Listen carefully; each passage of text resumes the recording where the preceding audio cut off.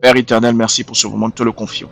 Je prie que chaque seconde, chaque minute soit bénie par ta grâce. Que ce message, quand il sera propulsé sur les réseaux, sur les plateformes, que ta main précieuse touche les cœurs. Nous prions aussi pour chacun d'entre eux qui écouteront et qui écoutent ce message. La grâce soit avec nous au nom de Jésus-Christ.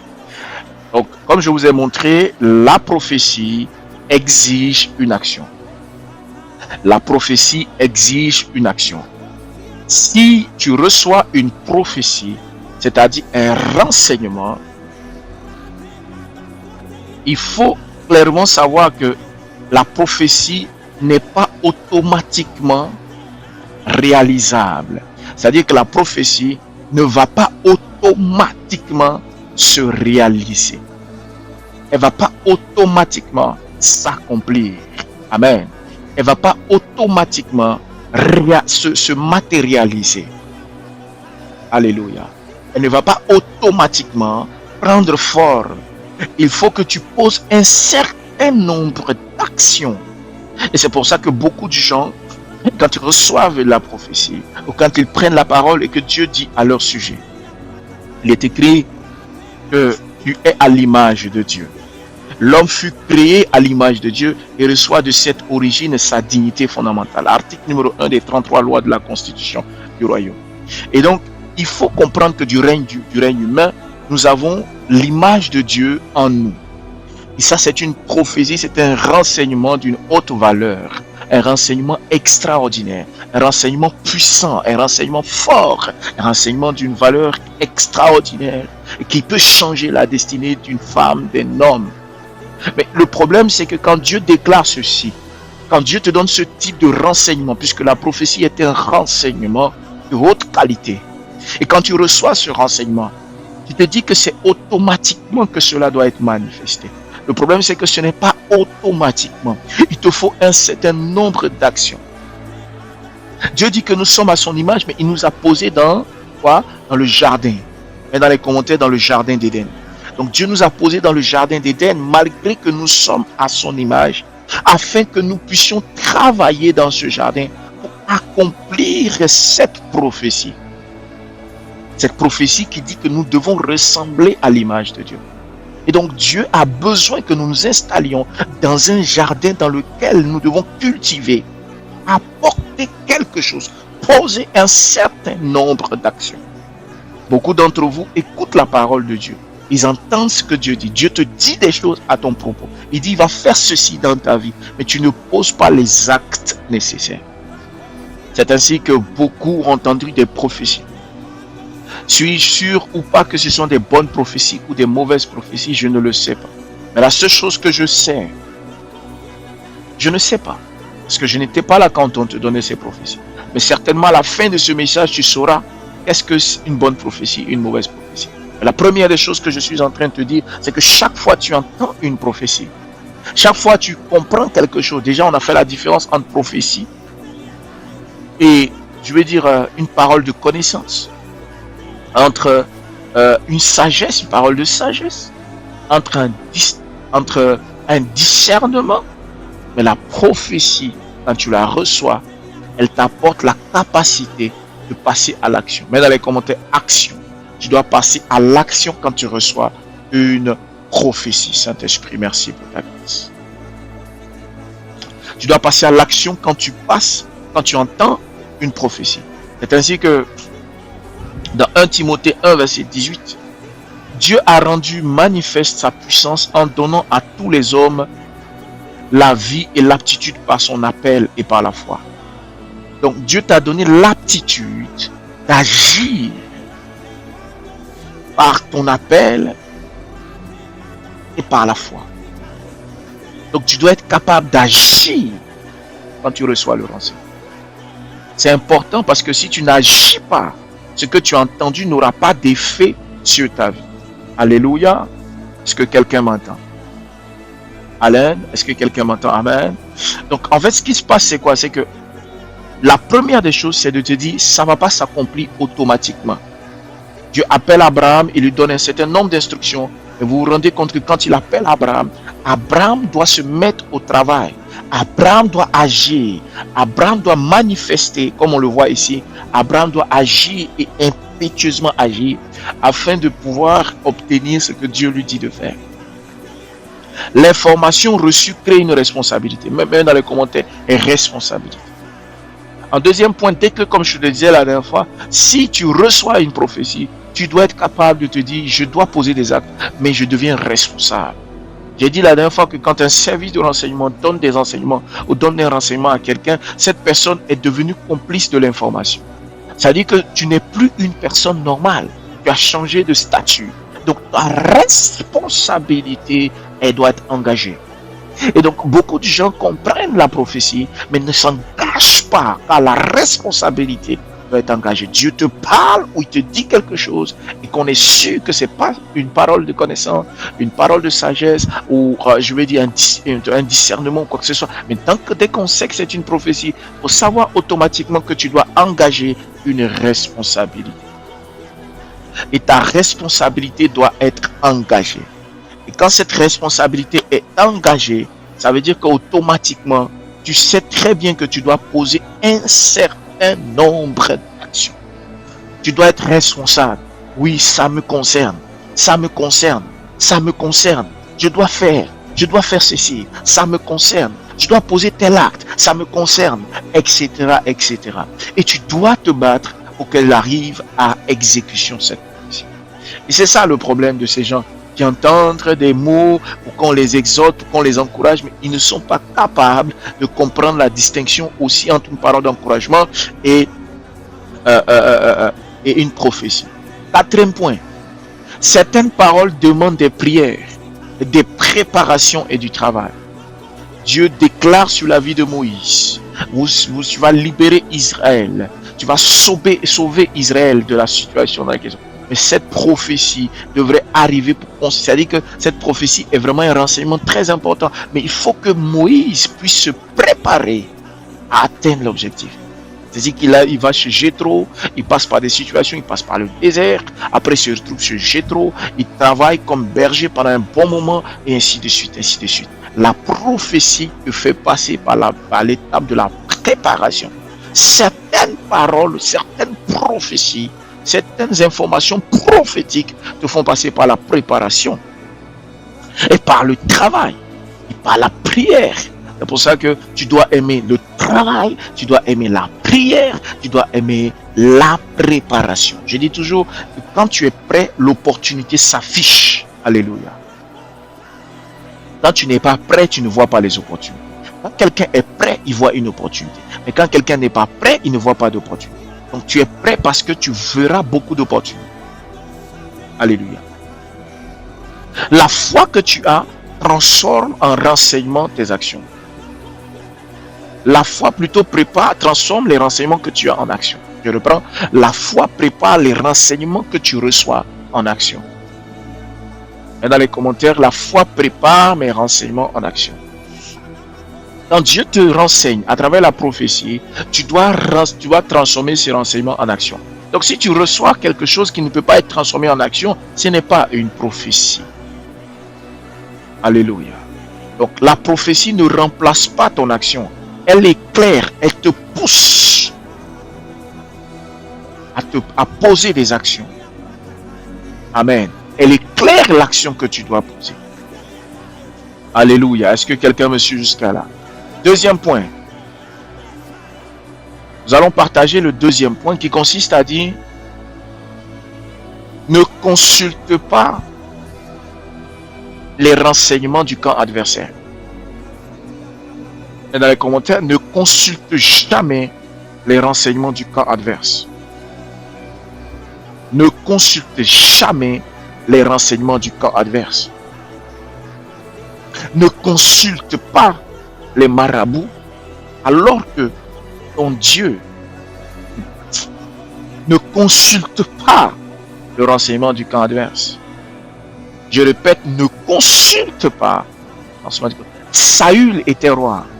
Dieu a décidé, il n'avait plus de contact avec Dieu. Saül était roi. C'est Saül qui était roi avant que David ne vienne s'installer. Avant que David fût appelé pour le remplacer. Mais Dieu avait coupé tout contact avec Saül. Qu'est-ce que Saül a fait? Saül est allé voir une voyante. un charlatan. Donc, aller voir des voyants ou des charlatans est le fait que tu n'as plus contact avec Dieu. Mets dans les commentaires. Ne consulte pas le service de renseignement adverse. Il y a un danger à consulter le service de renseignement adverse. Quand tu consultes le service de renseignement adverse, qu'est-ce qui se passe? Automatiquement, tu te retrouves dans une situation où, obligatoirement, ils vont te donner un certain nombre de renseignements. Parfois, les renseignements qu'ils vont essayer de te donner, ça te fait croire que c'est vrai. Mais en réalité, c'est juste pour te donner d'autres instructions. Puisque, à la base, si on te donne un certain nombre d'instructions, c'est pour que tu puisses agir. Et si tu dois agir, ils ont besoin de te manipuler. Donc, c'est pour ça que le renseignement est important dans le domaine spirituel. Et donc, ne va pas dans le camp adverse pour prendre un renseignement. Alléluia. Ne va pas dans le camp adverse pour prendre un renseignement. Ne consulte pas le service de renseignement du camp adverse. Ne consulte pas l'adversaire pour prendre des conseils. Tu ne peux pas aller voir ton adversaire pour lui demander des conseils sur comment te tenir pendant la guerre. Tu ne peux pas avoir ton ennemi pour lui dire donne-moi des conseils, comment je vais me préparer pour te faire du mal ou te battre. Vous allez voir l'adversaire et vous lui demandez des conseils. Et c'est ainsi que l'adversaire a créé des portes dérobées. C'est pour ça que vous voyez qu'on dit qu'il y a des faux prophètes. Parce qu'en vérité, il y a un système où l'adversaire s'est transformé, il s'habille, il fait style, il pense, il parle comme s'il est un vrai prophète. Il y a des vrais prophètes, mais il y a des faux prophètes également. Donc ne consulte pas le service de renseignement du camp adversaire.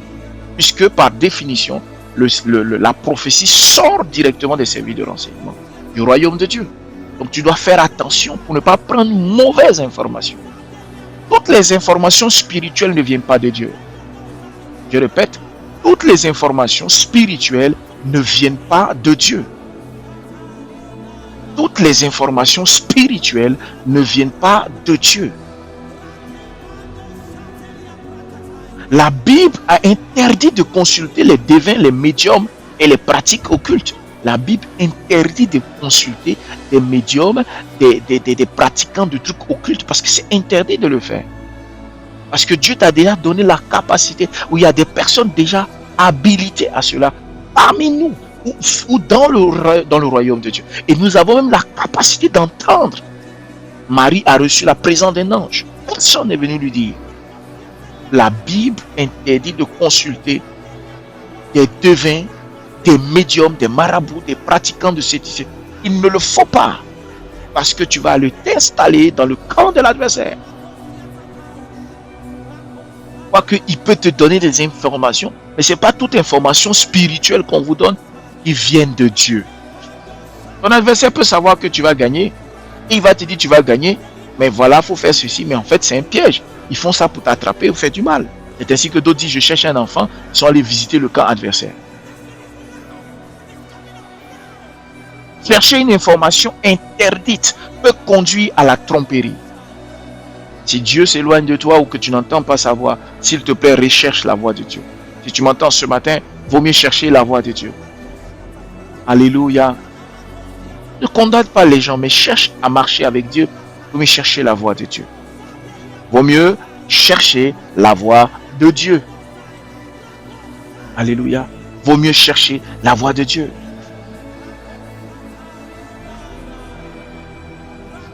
Les services adversaires vont te mettre dans la tromperie, la peur, la dépendance et la mort. Le salaire du péché, naturellement, sera la mort. Parce que tu allais te renseigner à certains endroits.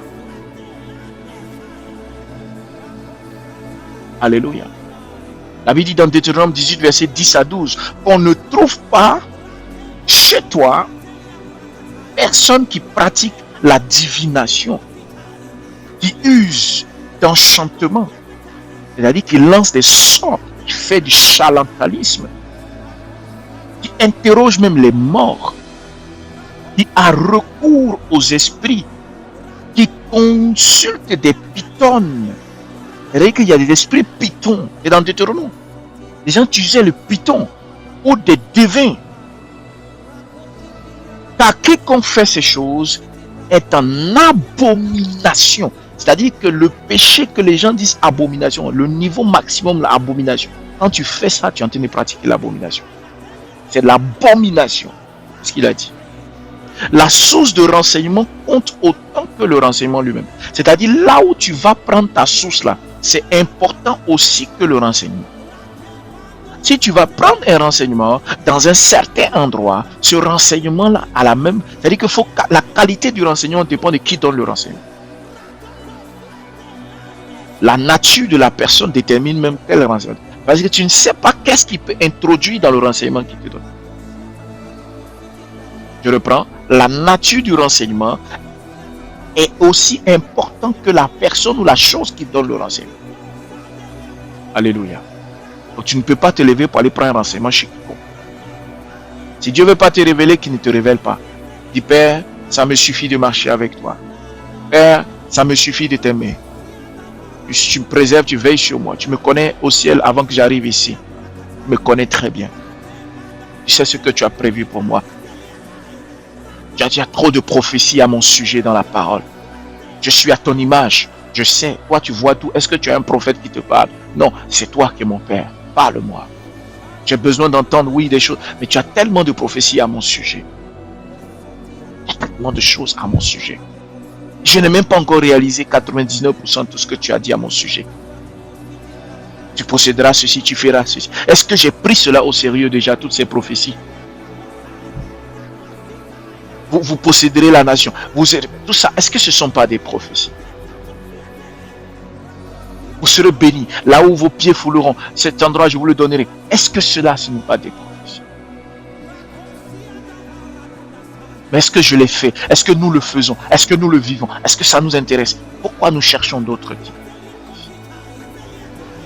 Au lieu déjà de prendre ce que nous avons, et ensuite Dieu peut donner à la qualité d'un prophète, d'une personne, de donner des renseignements spécifiques sur l'ensemble. Aujourd'hui, Dieu a besoin de donner des prophéties sur le monde, sur les choses, la terre entière, des réalités qui peuvent changer l'écosystème du monde, la vision même de la terre. Ça, c'est des choses comme ça que Dieu veut manifester au travers des prophètes. Les vrais prophètes penseront à cela. On va voir ça tout à l'heure. Alléluia. Amen. Que Dieu vous bénisse. Troisième point. Amen. Troisième point. Un renseignement peut avoir un prix. Et dans les commentaires, un renseignement peut avoir un prix. Un renseignement peut avoir un prix. Un renseignement peut avoir un prix. Un renseignement peut avoir un prix. Tu vas te retrouver à payer le prix pour quelque chose que tu ne voulais pas. Tu vas te retrouver à payer le prix. Un renseignement peut avoir un prix à payer. Je répète, un renseignement peut avoir un prix à payer. Un renseignement peut avoir un prix à payer. Et tu te retrouves dans une situation où tu es obligé de payer ce prix. Alléluia. Tu es obligé de payer ce prix. Un renseignement peut avoir un prix à payer. Un renseignement peut avoir un prix à payer. Tu es obligé de payer ce prix-là. Tu es obligé de payer ce prix. Pourquoi? Parce qu'un renseignement a un prix. Une information peut sembler vraie, mais sans que sa source soit bonne. Tu peux avoir une information, mais la source de l'information n'est pas bonne. Mais c'est un prix, tu vas payer ça cher.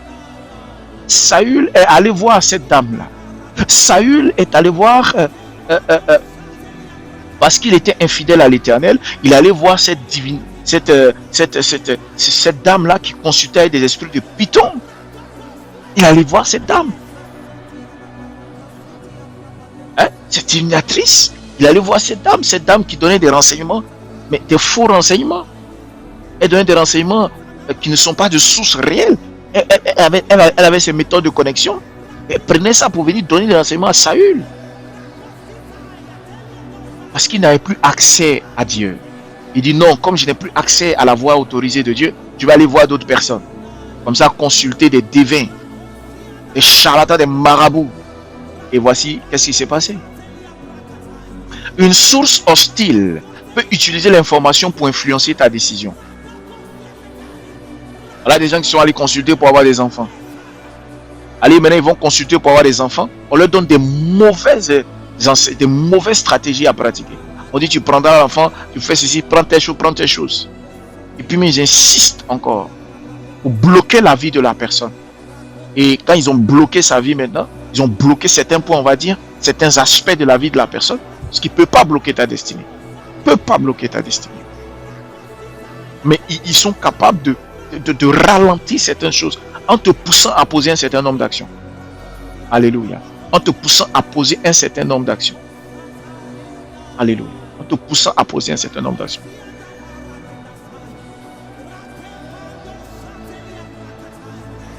Il allait consulter une médium, cette dame-là. Elle était médium, c'est-à-dire soi-disant, elle entre les morts, elle voit les choses, etc.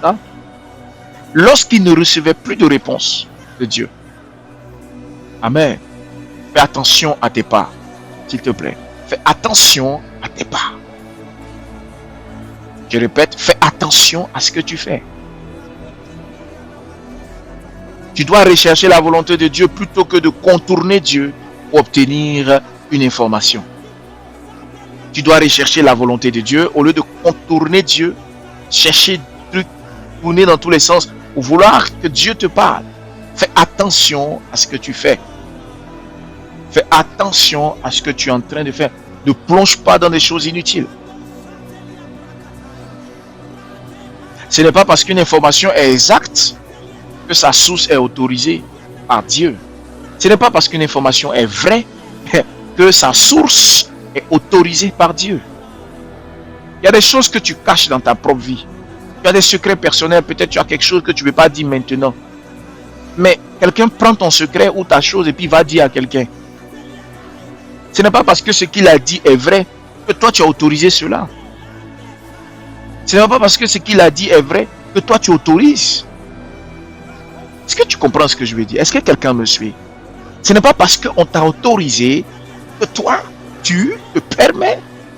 Ce n'est pas parce que quelqu'un a entendu cette voix-là qu'on dit c'est une vérité, c'est vrai ce qu'il a dit. Ce n'est pas parce qu'il a dit que c'est autorisé.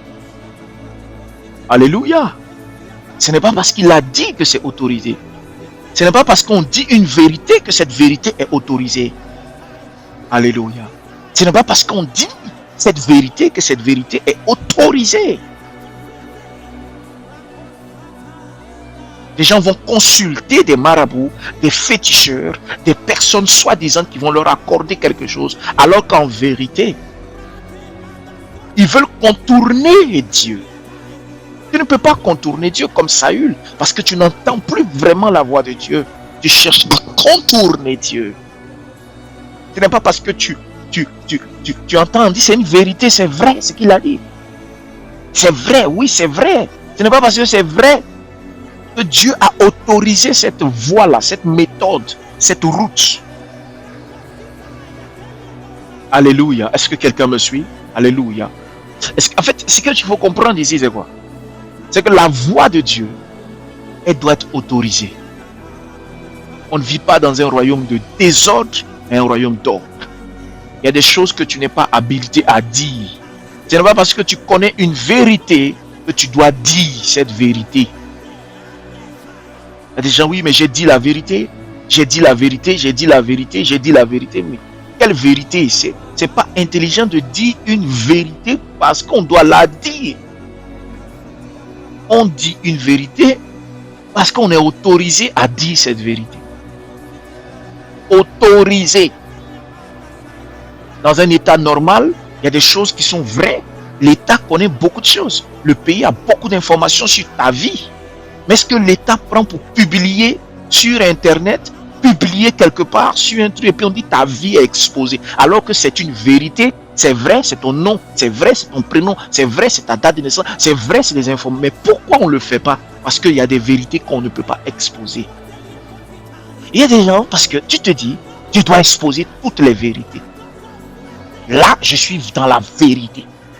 Est-ce que tu as compris quelque chose? Les choses vraies existent, mais on ne le dit pas. des choses qui sont vraies, et on laisse. Parce qu'il y a autorisation, il y a besoin d'autorisation. Il y a une autorisation nécessaire. Ça fait partie du domaine de la sagesse du royaume de Dieu et de la vie parmi les êtres humains même d'ailleurs. C'est important, c'est ce que je suis en train de te dire. J'ai l'impression que je suis en train de parler énormément, je ne comprends pas. C'est des coups après que les gens reçoivent. Combien de coups les gens n'ont pas reçus? Combien de problèmes les gens n'ont pas vécu? À cause du fait que tu dis la vérité, mais la vérité là n'est pas autorisée ce jour-là. Ou bien cette vérité n'est pas autorisée parce que tu dois attendre une autorité de Dieu. C'est qui? Le Saint-Esprit peut te donner l'autorité. Le royaume peut te dire, voici le moment clé pour le faire. Voici la période clé qu'il faut le faire. Il y a des choses qu'on ne fait pas. Il y a des choses que tu ne faisais pas avant, mais que tu commences à faire parce que le Saint-Esprit a donné l'autorité maintenant de le faire. Parce que si tu le fais maintenant, tu évites certaines choses, ou tu le fais après, tu éviteras certaines choses. Il y a des choses que nous avons fait aujourd'hui, qu'on ne fait plus, qu'on ne faisait pas avant. Donc c'est la même chose. Tu peux entendre, soi-disant, quelqu'un vient et te dire, ok, Saül veut fuir la voix de Dieu. Saül n'entendait plus Dieu. Saül, le prophète de Dieu ne venait plus voir Saül. Saül était devenu une persona non grata, c'est-à-dire il n'est plus apprécié de Dieu. David devait prendre sa place. David devait prendre sa place. Saül, qui était roi en ce temps, il allait voir un médium, une dame, pour lui demander, parce qu'elle était médium, charlatan, voix pourtant. Et qu'est-ce qui s'est passé? Elle lui a donné des renseignements par son système de renseignement. Les méthodes qu'ils utilisent de télécommunication, elle a utilisé ces méthodes. Tu es allé voir, toi, tu es une femme, un homme ou un monsieur. Depuis que tu es petit, tu as déjà consulté même des féticheurs. Et tu crois que parce qu'ils t'ont dit quelque chose, c'est une vérité. Tu as allé consulter un médium. Le médium t'a dit que tu crois que comme il a dit ça, que c'est vrai.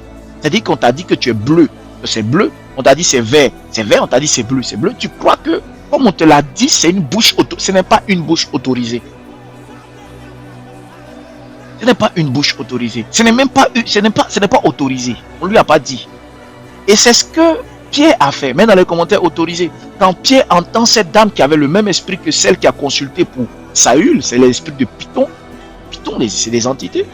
Ils s'invoquent pour pouvoir interpréter par les réseaux qu'ils ont. Et donc, quand Saül a entendu cela, plutôt quand Pierre a entendu cela, Pierre a fait quoi? Alléluia. Pierre a rebuke, a chassé cet esprit de Python sur cette dame-là. Et les propriétaires de cette dame, parce que ce sont ses propriétaires, les partenaires financiers qui sont derrière pour prendre l'argent quand elle fait les prophéties ou les trucs, sont venus en renfort. Mais pourquoi tu fais ça? Pourquoi tu as chassé l'esprit sur cette dame? C'est notre... Voilà, c'est nous, on l'a placée ici pour faire les prophéties. On est autour d'elle, elle est très forte. Elle fait des très... Aujourd'hui, c'est ce qui se passe dans le ministère. Aujourd'hui, c'est ce qui se passe dans l'église. Vous avez des gens, on prend quelqu'un au village. Il a quelques dons là-bas, on vient l'installer en ville.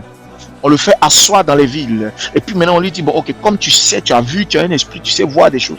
Bon, écoute, il faut interpréter dans cette église-là. Tout ce que tu vois, tu dis. C'est comme ça.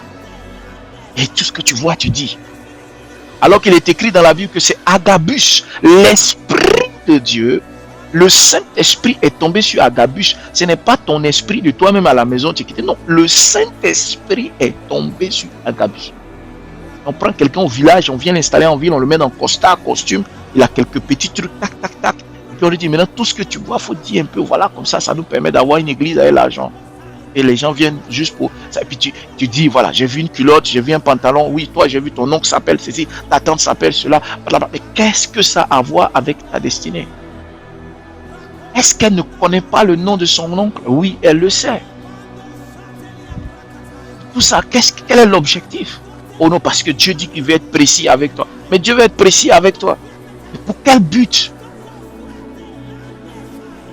Un renseignement qui est donné et puis qui est vrai, ça ne veut pas dire que ce renseignement forcément vient et est autorisé par Dieu. Alléluia. Cette dame dit, voici le serviteur de Dieu, Paul, et puis Pierre, regardez, il y a un serviteur de Dieu qui passe, il s'appelle, c'est des serviteurs de Dieu, oui, c'est des serviteurs de Dieu. Oh, ils sont forts, la gloire de Dieu. Ok. Pierre dit, Tu enlèves cet esprit sur toi. Pourquoi? Parce que les faux prophètes vont toujours donner des informations non autorisées. Ils donnent toujours des informations non autorisées. C'est ça la particularité des faux prophètes. Ils ont des informations, ils cherchent des informations qui ne sont pas autorisées. Et quand ils ont une information, on leur a même pas dit, mais ils disent ça comme ça. C'est-à-dire, ils veulent juste comme ça. Il n'y a pas d'autorité. C'est pas, on t'a rien demandé. Et tu ne sais pas si Pierre a une stratégie pour évangéliser. Pierre est venu évangéliser tranquillement. Ça se trouve, Pierre est venu en stratégie. En ce temps, on tuait les disciples. Mais certainement, le monsieur est en train de faire son travail. Tu cries là-bas, Pierre, voilà un serviteur de Dieu, fils de... C'est quoi ta vision? Quel est ton plan? Est-ce que le royaume t'a dit de faire ça? Et je tiens à vous informer que certaines prophéties qu'ils ont fait dans les trucs là, il y a des sorciers même dans les églises, ou des gens qui ne savaient même pas qui vont attaquer, qu'est-ce qu'ils vont faire, à cause du fait que quelqu'un a ouvert sa bouche en public. Vous dit que toi, il a vu un truc, il ne sait pas ce que c'est, mais il a dit quelque chose.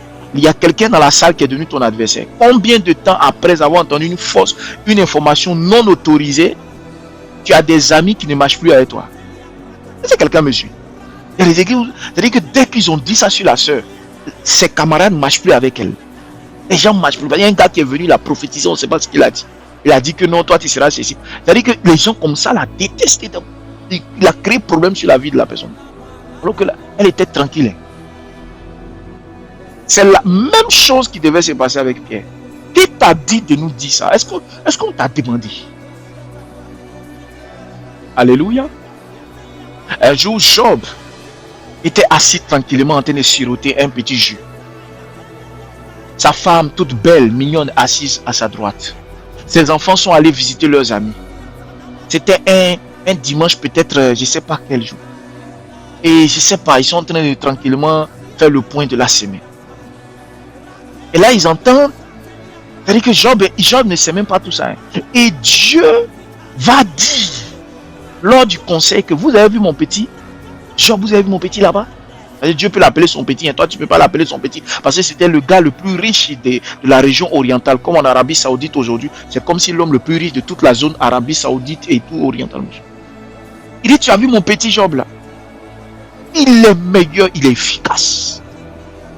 C'est Dieu qui a créé des problèmes à Job. Je répète, c'est Dieu aussi qui est responsable. C'est Dieu qui a créé des problèmes à Job.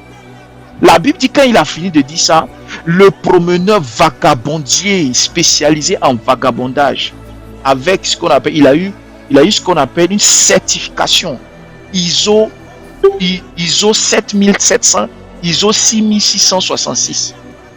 Une certification agréée par tous les vagabonds. C'est-à-dire tous les vagabonds du monde étaient là. Ça s'appelle Satan. On dit, se promener, il dit, j'ai vu ton gars là. Toi tu dis, il est bien. Mais si Dieu n'avait pas dit ça, est-ce que ce type-là allait même oser dire, est-ce qu'on peut le tester? C'est parce que tu as dit qu'il est bon qu'on doit le tester. Combien de familles ont été détruites par des fausses prophéties? Et des fois, comme c'est des fausses prophéties, ça crée des ennuis dans les maisons des gens. Si Dieu n'avait pas dit devant ce type-là que non, parce que son travail, son nom, c'est le tentateur. Comme Dieu a dit, c'est le tentateur. Dieu a dit, ok, Job est bon. L'autre il dit, on va essayer. Tu es sûr? Il dit, ok, mon cas il est bien. On va l'essayer. Là, un gars qui est assis tranquille, il a eu tous les problèmes après. Écoute, cette histoire de prophétie est un renseignement. On appelle ça les renseignements généraux.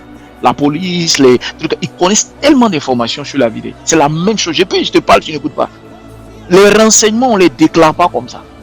Ils crient dans, oh non, je vois que tu ne sais pas ce qui va se passer ici. En temps normal, même dans la Bible, dites-moi un verset où Jésus a fait une prophétie sur une personne en public. Je répète, dites-moi dans la Bible un verset où Jésus s'est arrêté puis il a déclaré la vie de la personne, tac, en public. Donnez-moi un verset.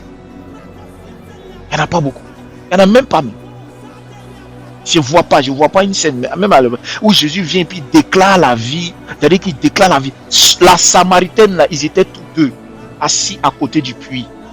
Oh, la Samaritaine à qui il a dit, ton mari ton mari, tant. Tout ça. Tous les détails qu'il a donnés là, ils étaient en privé. Je répète, ils étaient en privé. Ceux-là sont en train de détruire la vie des gens. Déjà, il n'y a pas de sagesse. Déjà, il n'y a pas de sagesse. Je répète, déjà, il n'y a pas de sagesse. Je répète, déjà, il n'y a pas de sagesse. Je répète encore, déjà, il n'y a pas de sagesse. Parce qu'en temps normal, Jésus ne faisait pas ça. Il allait voir la dame à côté. Lui qui est Jésus. Et quand il a croyé, il a donné ça. Il a parlé. C'est même pas une prophétie. C'était simplement des informations simples. Mais malgré ça, vous appelez ça prophétie. Lui, il n'a pas appelé ça une prophétie. Il sait c'est quoi une prophétie. Il a pris à côté. Il a dit. Voilà. Déjà, ça, c'est un problème. Les jeunes prophètes d'aujourd'hui, les gens, tu vois quelqu'un, doucement, ça va attirer le regard des gens, oui, et tu ne sais pas ce qui va se passer. Si tu es intéressé, tu dis à la personne, écoutez, toi, il faut chercher à me voir, tant, faut laisser. C'est ce qui se passe. Ça, déjà, c'est la sagesse dans le rendu du ministère. C'est la première chose. Parce que tu peux créer d'autres ennemis. Tu peux lui créer des ennemis. Même Dieu même a prophétisé sur Job. Ça a créé des problèmes à Job sans se rendre compte. Et toi, tu es qui pour que quand on te parle, tu n'écoutes pas? Non, toi, tu es vrai. Faut écouter ce qu'on te dit. Moi, j'ai le royaume avec moi. Je sais de quoi je parle. Je parle, ça peut te graisser les oreilles, mais écoute très bien ce qu'il dit. Écoute très bien. Quand Jésus était jeune, là, l'âge qu'il avait, quand il parlait, là, les gens, blablabla, vous discutez tout le temps. Ne vous inquiétez pas. C'est lui, après, vous êtes en train de prier. Quand on vous dit, écoutez. Écoutez ce qu'on vous dit. Jésus parle. Oh, il parle partout. Jésus expliquait les choses partout. Jésus, tous les jours, il est en train de parler. Il n'y a pas un jour où Jésus ne parle pas. Ouais, vos oreilles sont blindées. Écoutez ce qu'on vous dit. Jésus parle. Jésus, et grâce à lui, s'il ne parlait pas là, comment on allait voir les versets là? Il a tellement parlé qu'il y a des versets. Tu crois que les versets sont sortis de... Et il ferme sa bouche. Il a tellement parlé, expliqué, bavardé, expliqué. Mais quand vos oreilles sont bouchées, vous entendez ça comme si c'est l'eau dans vos oreilles. Écoute ce qu'on te dit. Utilise la sagesse. Là, je suis sûr de ce que je suis en train de te dire. Je suis sûr mon rôle est sur le pupitre, spirituellement en train de te parler. Écoute ce que j'ai à te dire. Je suis en train de te donner des vérités fondamentales. Alléluia. Que Dieu vous bénisse. J'étais en train de faire comprendre cela. Un renseignement a un prix. Ne va pas prendre des renseignements chez l'adversaire. Ne va pas prendre des renseignements chez l'adversaire. Ne va pas prendre. Fais pas comme Saül. Nos parents là, il y a beaucoup qui sont allés voir des marabouts avant de mettre. Nous, on leur a même pas demandé. Personne n'a consulté ces gens-là. Quand ton père, ta mère se lève pour aller voir les marabouts. On vous a rien dit. Personne. Vous êtes levés tout seul. Mais assumez et dites à Dieu pardon. Répentez-vous. Cassez ceci. Cassez cela. Vous direz qu'ils ne sont pas conscients. Tu travailles avec les services généraux de renseignement généraux de la France ou d'un pays. Tu crois que parce qu'ils t'ont donné une information, c'est fini. Ils ont derrière toi toute ta vie, tu ne sais pas. Parce que tu as une information. Tu as pactisé, tu ne sais même pas. Et quand vous êtes là, vous pavanez, vous ne cherchez pas. Ne vous amusez pas. Priez. Combien le nombre de personnes que tu as consultées est égal au nombre de points que tu dois essayer de casser. Tu dois casser des choses. Briser des choses. Tu as encore même des parents vivants qui croient même dans ces genres de choses-là. Ils vont consulter les gens. Ils sont vivants dans ta famille. Ils consultent encore de nos jours. Et tu crois que c'est un jeu. Tu as des parents vivants qui croient en ça. Ils consultent les gens. Le matin, le midi, le soir. Et tu crois que c'est un jeu. Samuel était prophète de l'Éternel. Tu crois que son cousin, son ami, était quelqu'un qui consultait des gens et puis ils causent ensemble tous les jours. Tu crois que c'est un jeu. On ne suit pas, moi je ne suis pas dedans. Ça là, il ne marche pas ça. Est-ce que tu peux avoir un faux renseignement à me donner? Tu peux avoir un faux renseignement à me donner. Et tu peux me conduire à l'erreur. Tu peux me conduire à l'erreur. Tu marches avec quelqu'un, derrière lui, il consulte les gens. Il consulte les gens. Il consulte les gens. Oh non, voyant, on va aller voir tel voyant, on va aller voir tel voyant, on va aller voir tel voyant. Les voyants, ils t'enterrent maintenant avec la voyance. La voyance finit avec ta vie. Quand on vous parle là, écoutez. Les frères, ils sont là, ils vont parler. Et puis quand ils viennent à l'église, maintenant, ils cherchent maintenant des prophéties dans l'église. C'est-à-dire le pasteur doit se transformer en voyant. Si le pasteur n'est pas voyant, ils ne viennent pas à l'église. Il faut qu'ils aient des voyances tous les jours. Tous les jours, tous les jours, tous les jours. C'est un esprit qui fait ça. C'est un esprit qui fait ça. C'est un esprit qui te fait ça. Sors de cela. Ce n'est pas normal. C'est-à-dire que tu n'es même pas au courant de tout ce que déjà Dieu a dit à ton sujet. Il y a au moins 4, combien de promesses sur ta vie. Tu n'as même pas fini d'utiliser toutes ces prophéties-là. Et la plupart du temps, quand tu écoutes quelqu'un qui est en train de te distraire, il dit l'information qui est ici. Mais le problème, c'est qu'il sort ça d'une bouche qui n'est pas autorisée. Il sort ça d'une bouche qui n'est pas autorisée. Tu vas voir un marabout qui dit, ah, ma fille, tu vas réussir. Ma fille, tu vas réussir. Mais qu'est-ce que ça là? Mais tu n'as pas honte de toi. C'est écrit ici que tu es né pour réussir. Tu es fabriqué à l'image de Dieu. Article numéro 1 des 33 lois de la constitution du royaume, écrit par moi qui te parle. Adossé à la Bible, extrait de Genèse 1. Tu dis quoi? Il ne veut pas. Oh non, il ne veut pas. Il faut que lui, ça là, il a qu'à me dire. Lui qui est habillé là, il n'a qu'à me dire ça. Pour faire quoi? Pour te dire quoi? Pour que ça te conforte pendant 3 semaines. Pour que tu sois encouragé pendant 3 jours. Et ensuite, tu vas replonger dans tes bêtises. Mais tu penses à quoi? Tu te fous de qui? Tu te fous de Dieu. Mais tu ne peux pas te foutre de Dieu longtemps. Tu te fous de Dieu longtemps. Alléluia. Est-ce que quelqu'un m'entend? Sortez de là. Ayez confiance en Dieu. Ayez confiance en votre Père. Ayez confiance qu'un Père normal ne peut pas venir jeter les êtres humains sur la terre comme ça.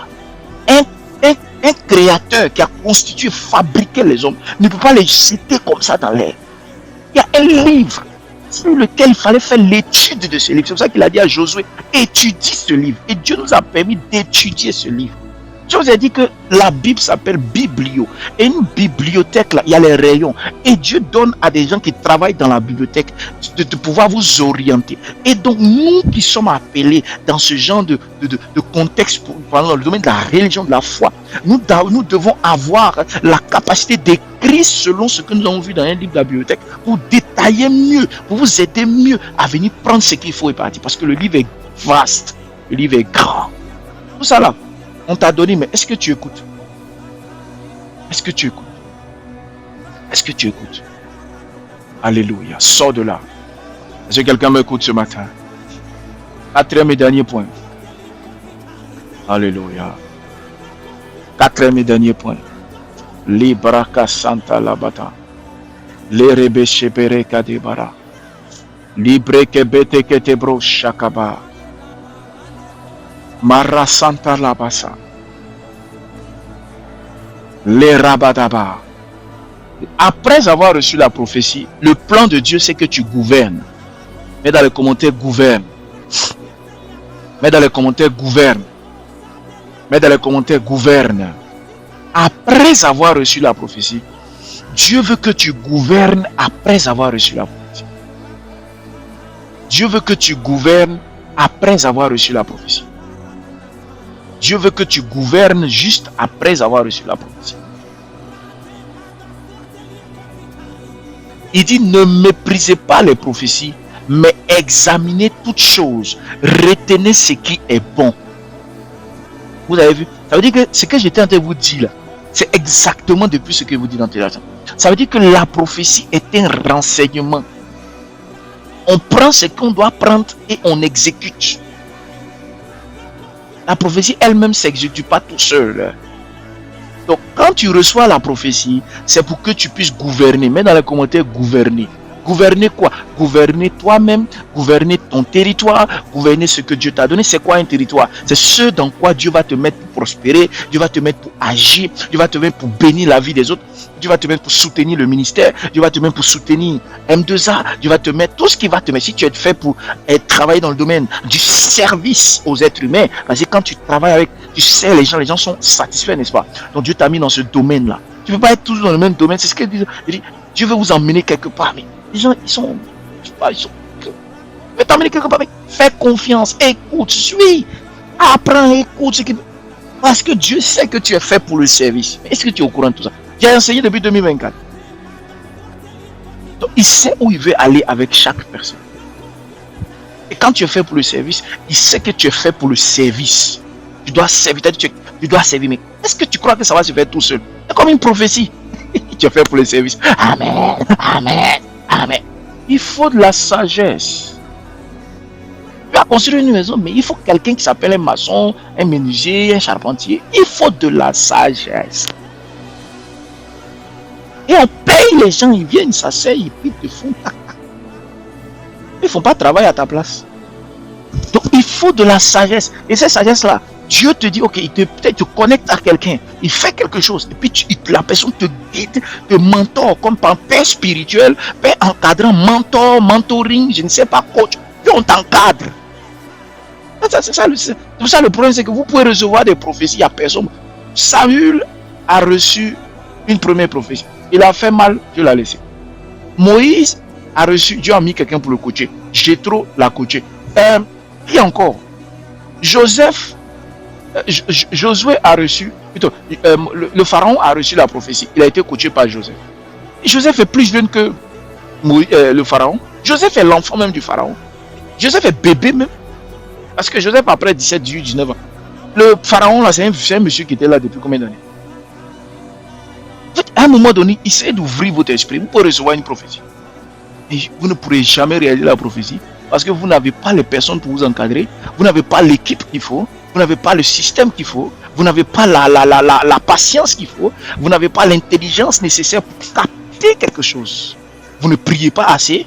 Vous dites, Seigneur, guide-moi pour que j'ai un encadrement. Est-ce que tu comprends un peu? Donc voilà un peu. On dit celui qui veut aller loin là, il ménage sa monture, il se prépare. Voilà le problème de notre génération. Ils veulent juste entendre les prophéties pour les encourager à rester au même stade. Mais c'est choquant ce que je te dis. Vous voulez entendre les prophéties pour rester au même niveau, pas pour avancer. Parce que si tu entends une prophétie, normalement ça va te faire changer de position. Ça te permet de changer de position, d'évoluer, de grimper, d'aller à un autre niveau, de progresser. Ou bien de voir comment tu vas t'organiser. La prophétie n'est pas la sagesse. Vous aussi, c'est pas la sagesse. C'est la sagesse qui réalise la prophétie. Je répète, c'est la sagesse qui réalise la prophétie. C'est l'intelligence de Dieu qui réalise la prophétie. La prophétie n'est pas la sagesse. Elle seule n'est pas la sagesse. Il faut comprendre le système du royaume de Dieu. Alléluia. Il fallait une sagesse qui consiste à ressusciter les morts. C'est une sagesse. Mais la prophétie, pour s'accomplir, avait besoin de cette onction. Il ressuscite un mort, appelé Jésus, et il ressuscite. Il faut une sagesse. Tu peux tout dire, il faut une sagesse. Il faut quelque chose d'extérieur pour réaliser. Il faut des actes, il faut des actions. Il faut un système qui est réalisé. C'est ça la question que Dieu. Et le problème, c'est que les gens marchent avec Dieu. Mais quand vous voyez que ça ne fonctionne pas parce qu'ils aiment les prophéties juste pour les encouragements. C'est des personnes qui veulent juste se faire encourager. Seulement comme ça, pour rien, on ne sait pas pourquoi. La Bible dit, Dieu dit à Moïse, et Dieu dit à Joseph, à Josué plutôt dans la Bible, quand Moïse est décédé, il dit, fortifie-toi et prends courage. Il n'a pas dit, va demander à quelqu'un. Il dit, toi-même motive-toi, prends courage. Et puis qu'est-ce qu'il dit? Il dit que ce livre ne s'éloigne point de ta bouche. Ça veut dire, il faut lire ça tous les jours. Ta bouche là. Ce livre-là ne doit pas être juste regardé, mais doit être lu. Parce que ça doit sortir de ta bouche. Médite ce livre. Quand tu as fini de lire là, médite-le. Médite-le. Médite-le. Réfléchis. Réfléchis. Réfléchis. Au lieu de prendre du temps pour regarder certaines choses inutiles, prends le temps aussi pour méditer avec. Tu travailles, pendant que tu travailles, tu penses à ce que tu as lu. Tu as écouté l'enseignement, tu penses à ce que tu as entendu. Dans quelle mesure tu peux mettre en pratique? Dans quelle mesure tu peux éviter de tomber? Dans quelle mesure tu peux éviter de tomber dans un piège? Etc. etc. Si quelqu'un me suit? La méditation de la parole entendue crée l'envie, le désir d'avancer, de poser des actes. Alléluia. Dieu vous bénisse. Donc, voilà un peu ce que nous avons. Si tu veux gouverner, parce que Dieu veut que nous gouvernons. Dans le royaume, l'information te permet de te positionner, de te gouverner. Tu as quelqu'un, par exemple, tu as des problèmes de colère, ou bien tu as des problèmes de maladie, tu as des problèmes de stress. Dieu peut te donner, il y a des prophéties à ton sujet. Il dit, tu ressembles, tu as l'image de Dieu. Mais si tu as l'image de Dieu, est-ce que tu as déjà vu Dieu s'élever comme ça pour rien? Regarde tout ce qu'on dit de Dieu. Il y a des gens qui croient même pas dire, oh Dieu c'est n'importe quoi. Allez voir dans les commentaires YouTube. Les gens mettent dans les commentaires, quand par exemple quelqu'un dit Dieu va faire, quelqu'un met dans les commentaires Dieu va faire, quelqu'un qui insulte Dieu, il insulte Dieu. Tu as déjà vu Dieu s'élever, tu vas l'écraser comme une mouche. Non. Pense ce que tu veux, il y a toute une stratégie. Ne t'inquiète pas, il t'attend ici. Parce que Dieu a déjà mis un système en place. Dieu a déjà mis un système, c'est pas grave. Il a mis un système. Il va t'attraper. Il va finir par revenir. Là-bas. Il ne va pas me laisser pas sur la tête, il va revenir trouver. Alléluia. Donc en fait, c'est pour ça qu'il faut développer cette capacité à comprendre. Dieu a trop de choses à ton sujet. La Bible dit, tu ne mendieras pas ton pain, tu ne vas pas mendier ta nourriture. La Bible dit, il y a trop dit de choses. Mais je ne sais même pas pourquoi tu t'intéresses même pas à ça. Et le problème, ce n'est pas de dire, oui, moi, j'aime pas les prophéties. Mais tu n'aimes pas les prophéties, mais tu n'aimes même pas aussi les prophéties de Dieu à ton sujet. Mets dans les commentaires, prophéties de Dieu à ton sujet. Beaucoup de gens, quand ils voient un prophète, ils vont faire. Et il a dit quoi? Il voit quelqu'un qui est en train de prophétiser. Peut-être il dit n'importe quoi, mais c'est pas grave. Mais toi-même là, est-ce que toi-même tu t'intéresses aux prophéties de Dieu à ton sujet? Juste ça. Parce que c'est la même manière, vous détestez n'importe qui parle. Vous aussi, vous détestez ce qui... Moi, je veux te faire être juste. Tu écoutes quelqu'un parce que c'est un faux prophète. Oui, il est en train de mentir, oui. Mais toi-même là, est-ce que les prophéties qui sont écrites dans la Bible, le monsieur appelé apôtre David D a écrit un livre dans lequel il a détaillé les lois qui sont comme des prophéties à ton sujet. C'est des droits, c'est-à-dire que tu dois bénéficier de ça. C'est juste des droits que moi je m'arrête et puis dit quelqu'un ne peut pas manquer de travail, c'est pas possible parce que Dieu dit que c'est obligatoire. Maintenant toi, tu as une prophétie, mais toi tu es au courant de ça. Puis quelqu'un vient dire non, quoi tu ne travailleras pas. Tu ne comprends pas pourquoi. Paul même dit, quand vous entendez, prenez ce qui est bon dedans, parce que analysez. Parce qu'il peut y avoir du mauvais. Paul dit ça. Si Paul dit ça, c'est qu'il dit qu'il y a du mauvais. C'est-à-dire que Paul était en train de dire que des gens prophétisaient. Ils disaient des choses, mais il y a du mauvais dedans. Ils sont en train de faire n'importe quoi. C'est un faux renseignement. Prenez ce qui est bon. Analysez. Comment on sait que ce qui est bon? C'est pas Jean, il faut choisir selon tes désirs. Il dit, tu regardes selon la parole. Est-ce que toi, tu as de quoi regarder? Ton miroir, il est où? Tu n'as pas de miroir, alors que ton vrai miroir, c'est le livre des 4 règnes. Ton miroir, là, c'est le livre des 4 règnes. Dedans, là, il y a les lois à propos. Si je te dis, ouvre la Bible tout de suite, je te dis, dis-moi quelles sont les lois, les droits que tu as, les choses dont tu as droit. Tu n'as même pas trouvé. Tu ouvres la Bible toute seule, sans le livre. Sans les livres des 4 règnes. On dit, ouvre la Bible, dis-moi tes droits. Tu ne sais même pas où ils sont. Tu ne sais même pas où tes droits sont dans la Bible. Là. Et puis, tu es là, tu trouves que c'est normal. Tu trouves que c'est normal. Au lieu de t'intéresser, alors que chaque droit qu'on te donne, il y a un verset dedans. Donc ça te permet d'aller, en fait, on te renvoie à la Bible. On te renvoie à la Bible. Parce que tu ne sais pas les rayons où c'est placé. Alléluia. Quel gâchis de cette génération. Quelle génération qui est en train de se perdre. Des droits concernant ta vie. Des choses pour lesquelles peut-être tu devrais arrêter de mal prier. Mais tu fais comme si tu pries comme en 1900 et quelques temps comme ça.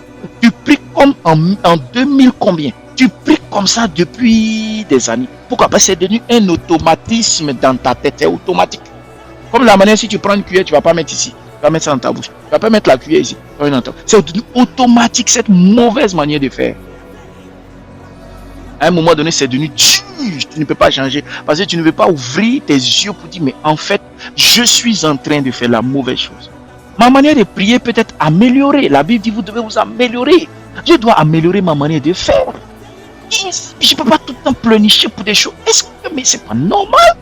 Et ça doit être écrit et je dois comprendre. Puisque je sais, je peux parler maintenant comme un sachant. Je peux parler comme une sachante. Je peux parler comme quelqu'un qui sait. Et Dieu me dit, oh, ok, maintenant ma fille sait. Maintenant mon fils sait. Et quand tu ne sais pas, quelle prière tu fais? Tu ne fais que faire des prières de lamentation. La Bible dit, venez et plaidons. Est-ce que vous savez qu'on peut pardonner tes péchés par... Tu peux pardonner... Enfin, tes péchés peuvent être effacés par le pardon des péchés. Par la reconnaissance de tes péchés. Il y a 2 manières, voire même 3, de faire oublier tes péchés. Tu peux reconnaître tes péchés. Demander pardon à Dieu. Tes péchés. Mais il y a aussi une 2e manière. Par quoi? Par la plaidoirie. Plaidoyer. Aller devant Dieu dit. Plaidoyer, c'est un terme juridique. On va devant un juge pour plaidoyer son cas. Donc, ça veut dire quoi? Ça veut dire que Dieu te donne plusieurs manières d'accéder à ta vie. C'est-à-dire à la réussite de ta vie. Et la meilleure manière, c'est pour ceux, c'est-à-dire pour éviter les maux de cœur, les mal de tête, les maux de machin là, les douleurs là. Il dit de plaidoyer. Quand tu fais un plaidoyer là, tu déposes ton dossier et tu expliques argument avec argument. Loi contre. Toi, tu fais quel genre de prière maintenant? Tu te comportes comme un enfant aujourd'hui. C'est les enfants qui font les prières d'enfants. Pardon.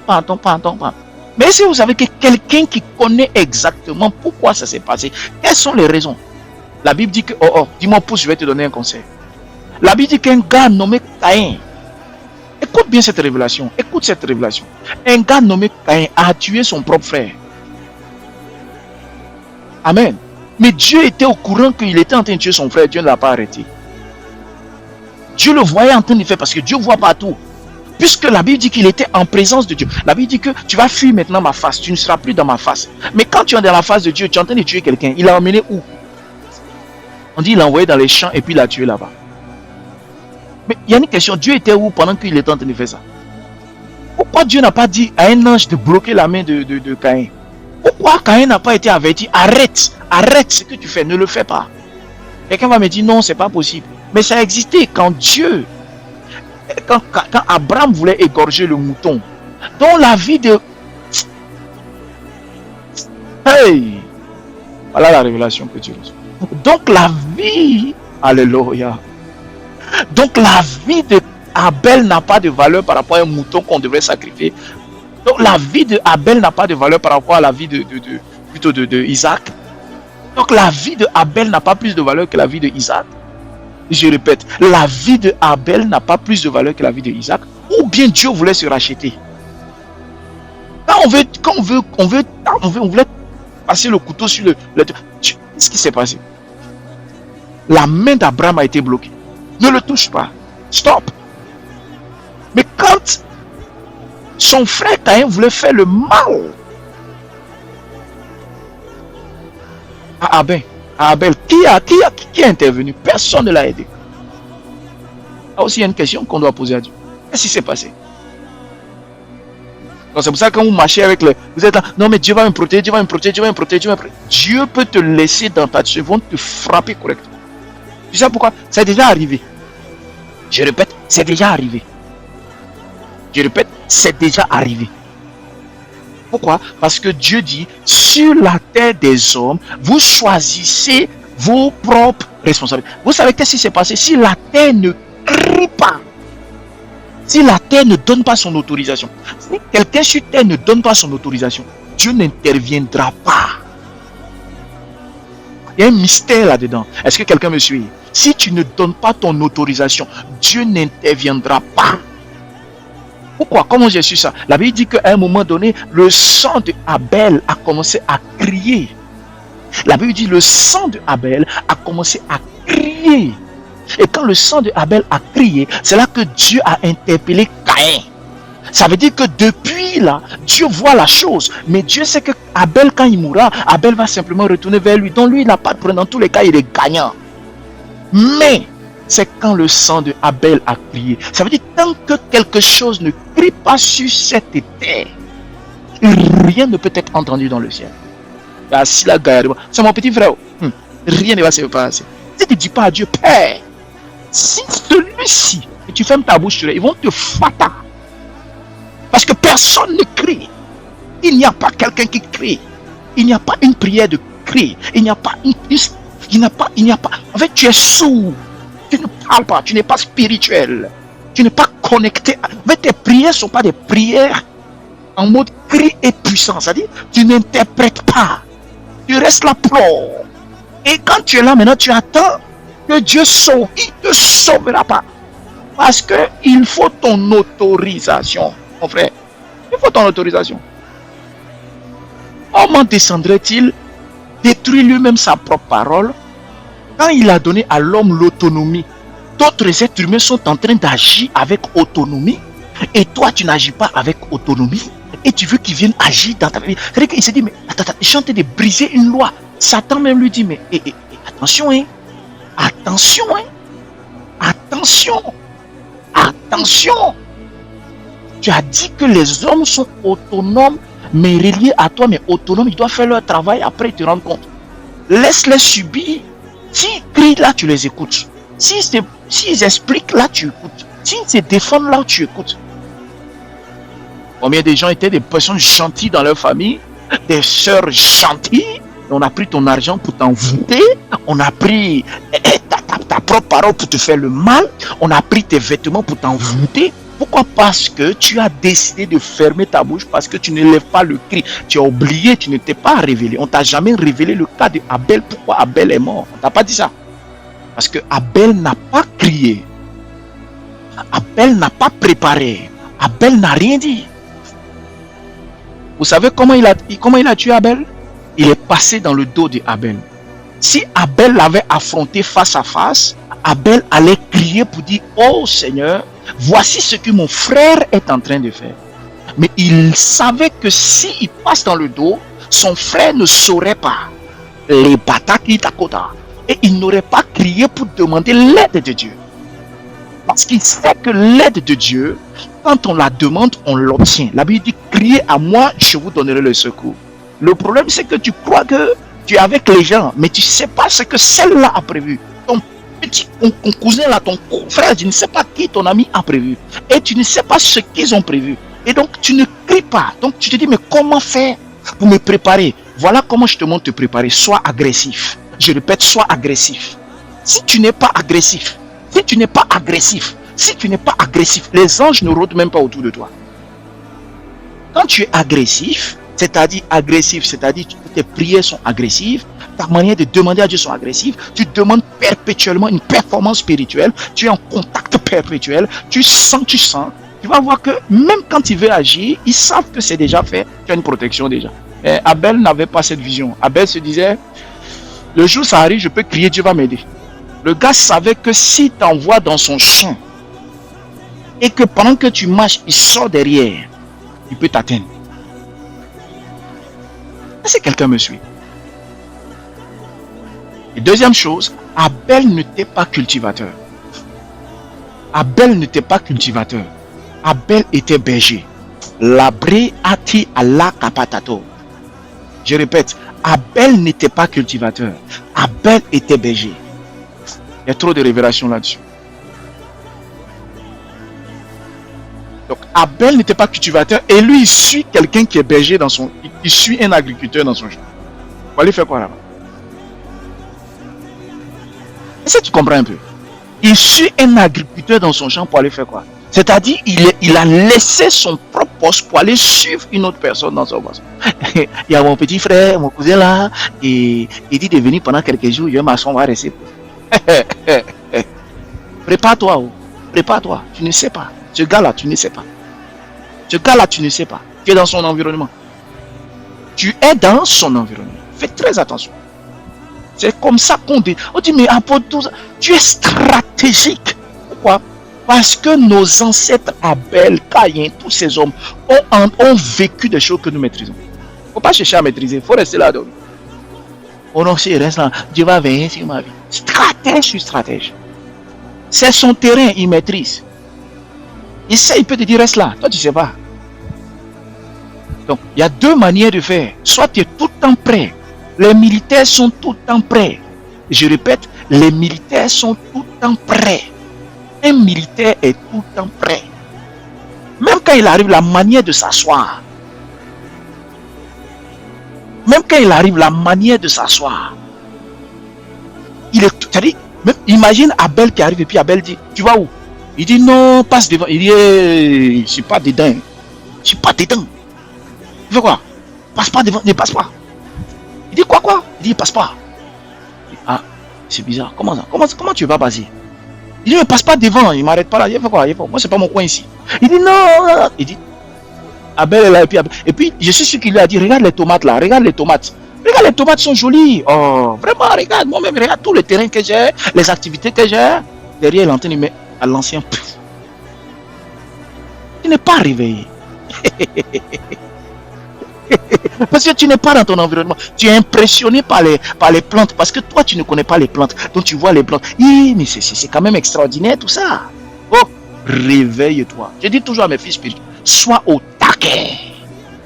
Alors, il dit, mais non, passe devant, explique-nous. Et pourquoi moi, il me met devant toi, tu te mets. Ah! Et non. Ouais, alors, c'est toujours être au taquet. Toujours. Abel aurait sauvé ça. Essaie de comprendre ce qu'on te dit. Je répète, essaie de comprendre ce que je te dis. Au lieu d'écouter des prophéties inutiles. Malgré que Caïn a tué son frère, qu'est-ce qui s'est passé?